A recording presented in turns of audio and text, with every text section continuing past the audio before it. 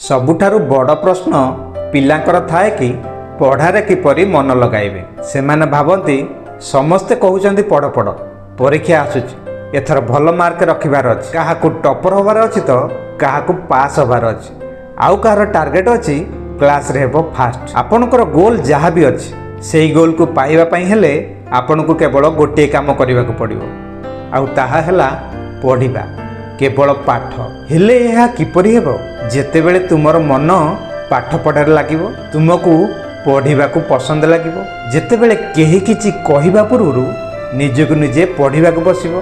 कोन ताहा केबे संभव? ताहा होई पारिबो? एहार उत्तर होउची हां, ताहा होई पारिबो। ताहा मु आपनको कहिबी। एबे किछि समय परे पढ़ा पढ़ी तुमको बहुत इंटरेस्टिंग लागिबो। मु आपनको ग्यारंटी दउची यही वीडियो को देखि सारला परे आपण संगे संगे निजर बही नहीं पढ़िबाकू बसी जिवे। मु आज आपनको एपरि स्पेशल टिप्स देबी जहाको जदि आपण आपणाई नेले ना पढ़ा कोन किछि भी भल अभ्यास को निज जीवन रे शामिल करि पारिबे। जेपरि सखाळु जल्दी उठिबा, एक्सरसाइज करिबा, किछि भल काम करिबा आदि जहा आपण एबे पर्यंत करि पारु नथिले एबे विश्वासर सहित करिबे। सेथि लागि प्रथम स्टेप हैला आस्क योरसेल्फ द पर्पज। देख जहाँ भी स्टार्ट करने पूर्व निजको पचार यह कर कारण कौन, कहीं पढ़व, पर्पज कौन, जार आंसर आसो पढ़ा पड़ो नले भल मार्क रखिपारन, टॉपर हो पारन,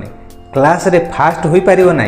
से पाठ पढ़ा निश्चिंत पड़ो। सेहीपरि जदि प्रश्न आसे एक्सरसाइज कहीं कर जार आंसर आसो मत फिट रहीबार अच्छे, बॉडी बनाइबार अछि। सेहीपरि जदि आमे प्रश्न करिबा सखाळु जल्दी काहेकि उठिबो ताहार उत्तर आसीबो जेते भी सक्सेसफुल लोक अछंती सेमाने सब सखाळु उठन। काळ समय मध्य पढ़िबा पई बेस्ट समय, सेथि लागि तुमे सखाळु उठिबाकू पड़िबो। ताहा हेले मने रखंतु प्रथम स्टेप हैला आस्क योरसेल्फ द पर्पज। जे एही काम काहेकि करिवो ताहार कारण कोन। जेतेबेले आपण काहेकि करिवे जानि जिवे सेतेबेले आपण सेही काम को भल से करि पारिबे। मने रखंतु जदि आपण परीक्षा रे फेल होई जिवे, भल मार्क न रखिबे ताहले चिंता कले कौन हबो परीक्षार रिजल्ट बाहरिबा दिन। तेणु करी यही क्वेश्चन को निजुक कर काहे की पढ़िबो। किंतु एटी बहुत पिला कोन करंते कि पढ़िबा पई एकाथरे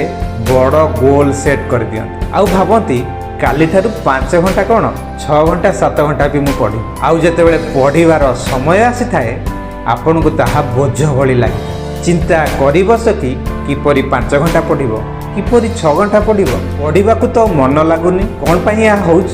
एहार कारण हैला हैबिट, अभ्यास। आपन को पढ़िबारे अभ्यास नाही, सेथि लागि हमकु पढ़िबार अभ्यास करिबाकू पड़िबो। प्रथमे 1 घंटा, तापरे 2 घंटा, तापरे 3 घंटा, यही परी पढ़िबार समय को बढ़ाइबाकू पड़िबो। इबे प्रश्न आसे पढ़िबार अभ्यास किपरि करिबा। पढ़िबार अभ्यास करिया पई हेले गोटे रूल अछि जाहाको कहबा 2 मिनिट्स रूल। यही 2 मिनिट्स रूल रे आपण को करंतु सर्वप्रथमे प्रथम 2 मिनिट पाठ पढ़िबाकू बसंतु, आउ संगे संगे प्रथम 2 मिनिट रे किछि पढ़ंतु, आउ ताहाकू मन देई पढ़ंतु। मने कर आपनको सकाळू दौड़िबार अछि तो आपनकर 2 मिनिट रूल हैला आपण प्रथम 2 मिनिट रे जोता पिंदी बाहरी पढ़ंतु, परे पछे आपण जहा भी करिवे, किंतु प्रथम 2 मिनिट रे आपण जदि जोता पिंदी बाहर को बाहरी जिवे ताले आपण निश्चिंत दौड़ी पारिबे। सेही परे आपनको पढ़िबार अभ्यास करिवार अछि तो सेथि लागि 2 मिनिट वर्षन होउची। आपण प्रथमे गोटे जगह बसी जातु, गोटे पेज पढ़ा को आरंभ कर। आपण 5 घंटा पढ़ी न पारंती किंतु 2 मिनिट तो पढ़ी पारिबे, गोटे पेज तो पढ़ी पारिबो। एबे ए 2 मिनिट रे पूरा पेज को पूरा ध्यान देई पढ़, मन देकी पढ़। 2 मिनिट पर बही पछे बंद कर दियो, पुणी यह को रिपीट कर। 2 मिनिट पढ़, पुणी बही बंद कर दियो। यही परी 4 रु 5 दिन कर, देखिबो ताहा परे तुमर पढ़िबार अभ्यास हेबो, आउ अधिक पढ़िबा को मन हेबो।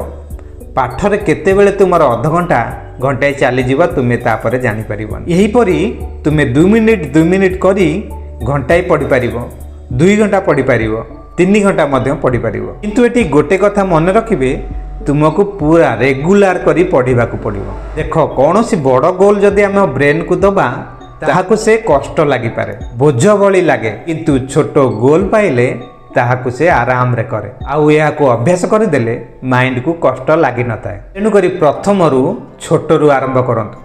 2 ମିନିଟ୍ରୁ ପାଠପଢ଼ା ଆରମ୍ଭ କରନ୍ତୁ। ଦେଖିବ ଧୀରେ ଧୀରେ କେତେବେଳେ 2 ଘଣ୍ଟା 3 ଘଣ୍ଟା ପଢ଼ିବ ତୁମେ ମଧ୍ୟ ଜାଣିପାରିବନି। ତେଣୁକରି ଏବେଠାରୁ এই 2 ମିନିଟ୍ ଭର୍ସନକୁ ଆପ୍ଲାଏ କର ନିଜ ଜୀବନରେ। ପ୍ରଥମରୁ କେବଳ ଗୋଟେ ପେଜ୍ এই 2 ମିନିଟ୍ ଦେଇକି ପଢ଼, ଆଉ ତାହାକୁ ପୁରା ଧ୍ୟାନର ସହିତ ପଢ଼। ଧୀରେ ଧୀରେ ଦେଖିବ ଆପଣଙ୍କ ମନ ଅଧିକ ପଢ଼ିବାକୁ ଚାହିଁବ। ମନେ ରଖ, କୌଣସି କାମକୁ ଅଭ୍ୟାସରେ ପରିଣତ କରିଦେବ ତ ତାହା ତୁମ ପାଇଁ ସହଜ ହୋଇଯିବ।